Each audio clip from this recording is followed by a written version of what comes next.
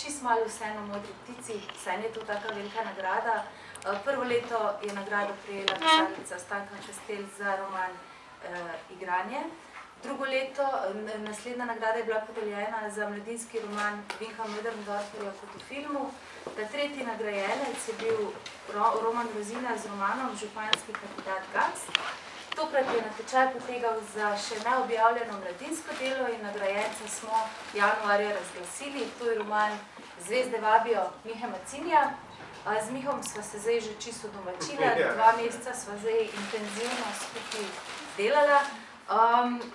Kaj več o tem sodelovanju v naslednjih nekaj minutah, ampak se mi zdi, da smo dosegli, da se že potrjuje med bralci, ki so knjigo prebrali, tisto, kar je nekako žirija za Modro ptico verjela. Namreč, z romanom Zvezde vabijo smo dobili komunikativen, berljiv in ravno prav obsežen bralec, ki pokriva zelo široko bralsko publiko. In zdaj za začetek bom jaz eno stvar naredila, namreč tukaj v konzorciju vse od oktobra naprej dobivamo z mladimi bralci, ki vodijo klub, bralni klub za mlade, ki se mu reče Facebookeri.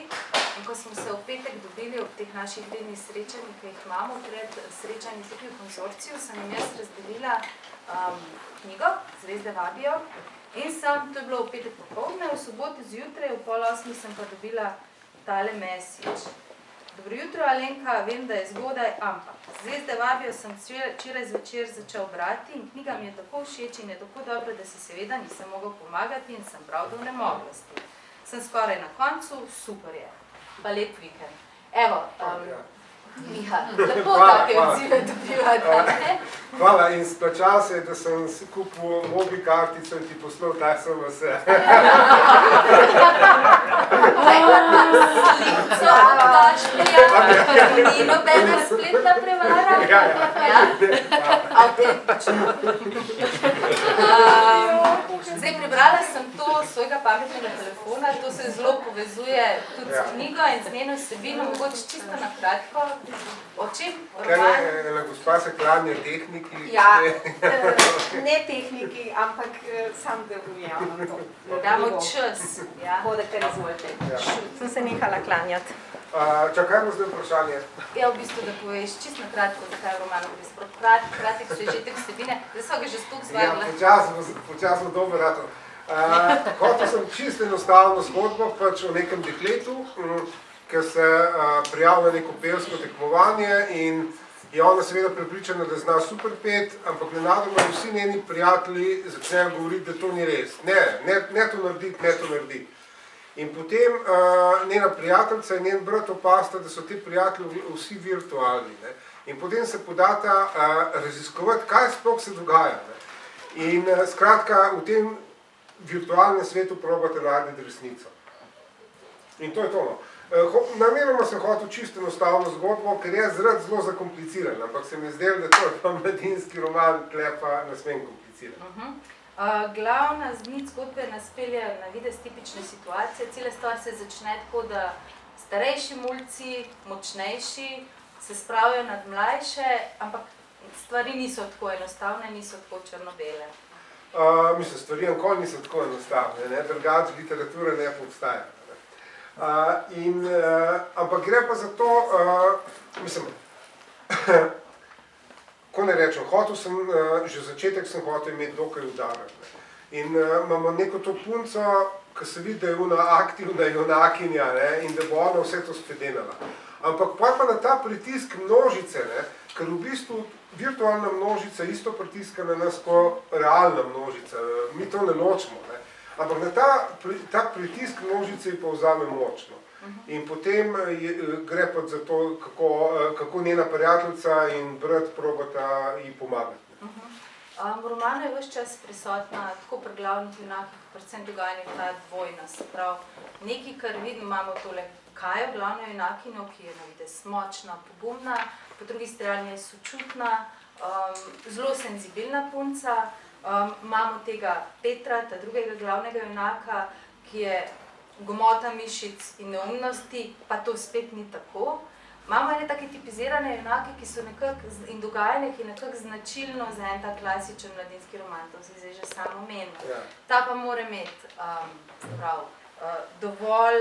dovolj čustvenega naboja, akcije, kanček srhljivosti, humor, obilico humorja. Vse skupaj si pa ti uspel spraviti skozi, tako kot da bi bil to en film.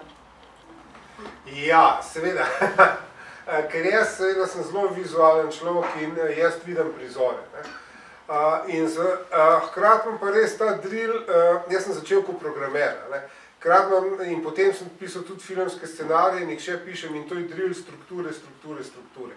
Ampak načeloma je stvar, se mi zdi bolj enostavna, ker ko sem se jaz si rekel, ok, jaz res, to je moj drugi mladinski roman, kar pomeni, da se tega izredno redko lotam. In ko sem se, ampak jaz zmeraj pišem literaturo tako, kot bi jo jaz rad bral. In ko sem se jaz potem rekel, ok, pa kaj bo meni pri knjigah najbolj všeč, ko sem bil mulc.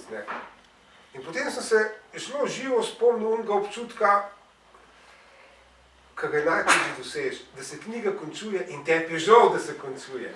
Ti bi še!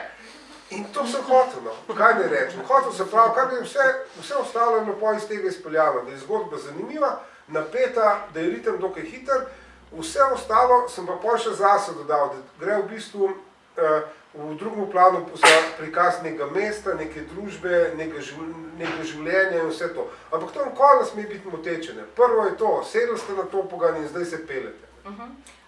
Omenil si že sam mesto, to mesto, kjer se zgodba dogaja na taka kulisa. Nekako spominja na ene drugačne čase, to zelo pride do izraza v enem prizoru, vaškem prizoru, kjer se družina pride na en nastop enega iluzionista, enega čarovnika in na koncu vsi s pametnimi telefoni so to dogajanje ovekovečijo. In to je ta stvar, ki še posebej zaznamuje to generacijo mladostnikov. Ja, zdaj tako, ne. Tolstoj je bežal pred glasbo. Zato, ker ko je zaslišal glasbo, se ni znal čustveno obvladovati in so se mu ulile solze in čustva so ga prevzela. Kar v principu pomeni, da je Tolstoj živel v dobi pred mobilnimi telefoni. Danes, če greste na koncert in gledate enega človeka, izberite nekega človeka, ki pada v muziko, kar pomeni, da čustva štartajo, on potegne ven mobilni telefon in začne snemati koncert. Kar pomeni, da vključi razum in nenadoma se ukvarja s tehniko in med čustven dogodek in med se postavi tehnologijo, zato, da ne konča kot ubogi Tolstoj. Da? Kaj bo zdaj nenadoma tak pogled? Ja, enkrat, ko še knjige nismo imeli v rokah, si govoril o tem, kako novi mediji določajo današnjo mladino. V tem romanu sicer otroci doživljajo vse to, kar so vse generacije pred nami doživljale. Vsak si želi biti sprejet, ljubljen, vsak si želi, da bi se dobro počutil. Ampak zdaj pa vmes ena stvar, ki se reče internet, ki se reče družabna omrežja in to je tudi nekako srčika dogajanja tega romana, čeprav bistvo, se pravi, biti sprejet, biti... Isto, to je seveda isto. In tle ne bi nam tehnologija v principu kao pomagala. Ampak je pa tako, da je pa načeloma ta tehnologija zelo mlada in v bistvu mi ne vemo, kakšne so posledice prinaša za sabo. Zmeram pa to je normalno. Edin, katera tehnologija odtujitvena je že dosti dolg uporabljena, tako da so prve raziskave so bile narejene. In sicer otroci, mater z botoksiranimi obrazi so manj empatični. Zato, ker dobivajo manj teh mikrodražljajev, v principu, ker oni obrazi so bolj brezizrazni. Od sodobnih tehnologij je ta res že zelo stara. Otroci, ki nastopajo v tem romanu, prihajajo in odrasli, seveda njihovi prihajajo zelo različnih socialnih okolij, zelo različnih razmer. Ti si to na en tak zelo subtilen način nakazal. Nisi šel v podrobnosti? Ne, nisem hotel. dejansko je bilo to pa zame, ker mislim, pri svojih letih pa pri količini napisanega sem seveda, imam kogar toliko obladom obrt in neko te stvari, ampak dejansko sem hotel tudi jaz neki izziv imeti. In meni je bil, poleg tega, da je zgodba res šiva potopogano in da je zanimiva in napeta in da so junaki taki, da se lahko empatično povežemo z njimi, je bilo meni v bistvu tak izziv, ki sem ga postavil, narediti neko podobo časa in kraja, ampak z najmanjšo možno mero razlaganja. No? V principu res, samo en stavek tam, pa tle, pa tako. In da nam ostane ta podoba neke dobe in nekega kraja zelo jasno. No, jaz vas, ko boste roman brali, to je tako ena taka res močna plat njihovega pisanja. Pri tem, da si sam govoril tudi o tem, da mogoče pa to ta roman, ki je še najbližje romanu Drobtinice, Ja, v bistvu je res. iz večjih razlogov. Ja, ker načeloma je to opis nekega, rečemo temu, postindustrijskega mesta, kjer je industrija propadla. Neki zadnji se nam svetlikajo, Ja. Jesenice, seveda. Okay. Čeprav ni, roman je v bistvu, zdaj nam to, mislim, to je Ni to nepomembno pomembno, za ja. bralca, ampak načeloma, jaz se pripravljam s temi lokacijami, ne. Ampak so iz 3 slovenskih mest so vzete lokacije v resnici. Tako da. Ampak to seveda ne bom razlagal, ker se je absolutno nepomembno za bralca. No, vsem pa mogoče, res je fajn ta podrobnost, jaz sem z Mihom tokrat zagovorila, tako da z midva kakšno stvar sva si že večkrat povedala, ampak vseeno je zanimivo slišati. Odkar sem dementen, me namotno. Tudi jaz postajam, v redu. No dobro, to sem če se prestil, zdaj pa list odvržim, danes kar kukam na njega. Ta roman je v resnici nastajal kar dolg časa, ne? Mislim, ta ne, ampak njegov predhodnik, če vse skombiniramo, Ja.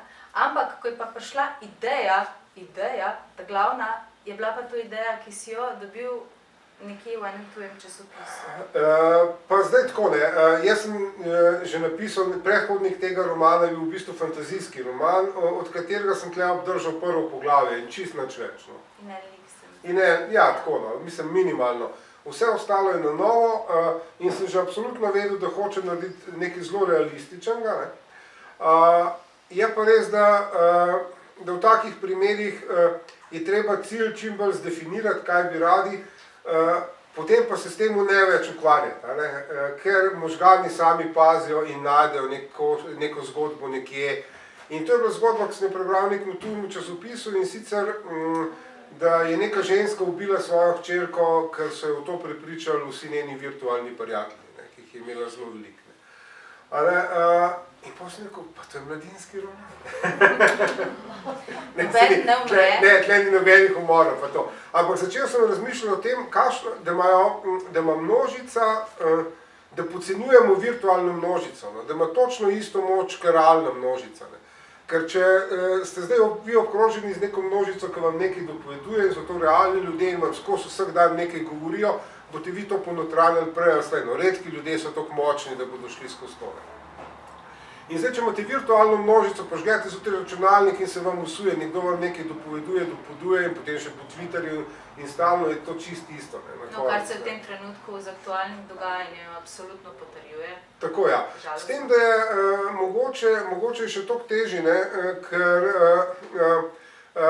te Twitter in te Facebook in te mediji sedajo točno tam v možgani kakor kokain, kar pomeni, da povzročijo močno odvisnost v principu. In iz množice vi lahko pobegnete in se nekam zaprete, če vam nekaj dopovedujete in si rečete, zdaj pa moram jaz to razmisliti. Da bi pa telefon ugasnil, pa računalnik, pa to, Bog pomagaj, to je pa že zelo težko. Tako da, ja, ampak ne bi pa treba nekaj povedati, to ni nek moralističen roman. Daleč od tega. Ja, ker to pa absolutno ne prenašam, da nek avtor potem začne nekaj moralizirati. Bere se lahko kot detektiv. Na nek način, ja, lahko se bere tudi kot ljubezenski roman. No, malo lahko se bere kot socialni roman. Skratka, načinov, kako se ta roman bere, je zelo velik. Zelo je pa tudi že, dobila sem že en odziv od kolegice, ki je tudi tukaj danes, ki je roman prebrala in ga je brala kot odrasel človek. In ga je brala tudi kot roman o socialni razslojenosti, roman o tem, s katerimi se srečujejo vsak dan družine, roman o tem, o starejših, ki svojega intimnega življenja ne pustijo samo zato, ker so stari. Skratka, roman ogovarja tudi odraslega bralca, kar si že dosti dobro prej povzel. Ja, v principu ja, vse konc koncev v zadnjih letih v bistvu z izginjanjem dobe odraslosti in s podaljševanjem dobe otroštva, kot se uradno reče, je dejansko razlika izginja med neko mladinsko literaturo pa literaturo za odrasle v veliki meri. Vse konc koncev Harry Pottera so brali tudi odrasli čist mirno. Dobro, v zadnjem času imamo Johna Greena, ki recimo uspešno nagovarja tako mladino kot odrasle. Sploh zadnji val mladinske književnosti, izjemno kakovostne, realistične mladinske književnosti, pravzaprav ves čas nagovarja odraslega in mladino na enaki ravni. No, ampak vsem, če gremo pa k romanu, tukaj noter imamo lik ene babice, ki je taka malo odbita, knjižničarka je. Mislim, da bo knjižničarkam ta knjiga tudi zelo blizu. Ta baba ima en tak zanimiv hobi. Ja, to pa je tako, ne. V bistvu, ko jaz sestavljam nek roman, mislim, ko sestavljam strukturo, je to skelet in potem rabim kose mesa gor dajati. In tle, ko sem jaz pač delal doktorat v kreativnem procesu pri pisateljih, sem seveda v nek hipertekst vlagal vse, od njihovih bolezni do postopkov, do vsega. In v en delček sem pa tudi opisoval, s katerimi nalivnimi peresi in svinčniki so te pisatelji pisali. In potem sem zdaj to se spomnil, da, ta babica bi lahko zbirala, mislim, ta nalivna pisala pisateljev. Kar se mi zdel absolutno hkrati na nek način, ni da bilo to nekaj pomembnega v romanu, ampak se mi zdel pa zelo fajn.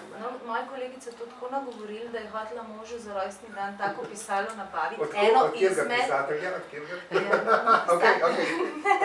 To bo privat življenje uredila, ampak je že dobila idejo, da bi tako pisalo nabavila, pa so to zelo draga pisala, smo ugotovili. Ja, očitno so bili pisatelji bolj situirati njega. V romanu se zgodi še ena stvar, ki se mi zdi zelo pomembna.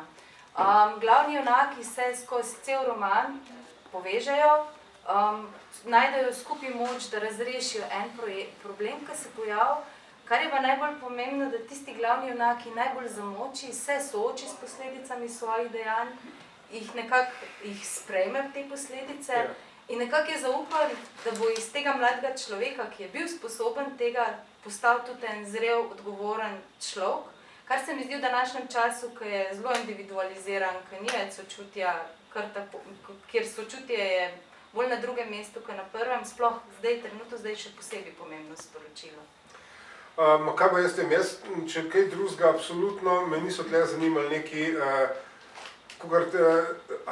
zdaj bi lahko, ne vem, kakšne izraze uporabljam, ampak dejansko je to doba visokega narcisizma, in priznati, da si nekaj narobe naredil, in iskreno reči to prost, se mi zdi, da je najtežja stvar. V principu, in to je nekaj, kar pa sem, k temu zanimivo sem se večkrat občasno vrnil. Konec konca ena moja kratka zgodba, ta, ki je v Ameriki dobila to Pushcart nagrado, z najboljšo zgodbo, so ukvarjali s temu, z neko, v bistvu bom rekel, teorijo, da na Balkanu so vojne zato, ker ne znajo ljudje reči drugemu oprost, ker je lažje na novo vojno začeti in spet koga preklet, kakor se opravičujem za prejšnjega, recimo. In to opravičiti se iskreno pomeni, da ima človek neko mehno distanco do sebe in do svojih dejanj. Se pravi, da je priznal, da ni nezmotljiv in da je torej ni Bog, da je samo človek. In to je, se mi zdi, kar zmerno težje. In to je ena taka plast romana, ki se te spet prav posebej močno dotakne in ki se mi zdi, da danes mulcem, ki jim dajemo vse na takem zlatem pladnju in jih hočemo vsega obvarovati, je mogoče dobro tudi to sporočilo nekako naprej dati. To je tvoj drugi mladinski roman, si ga lotil kaj drugače kot oni za odrasle?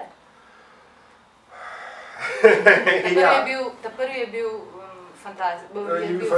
fantazijski, ja. Ker se je v bistvu ukvarjal s potrošništvom. Ne vem, če sem se ga lotil drugačno.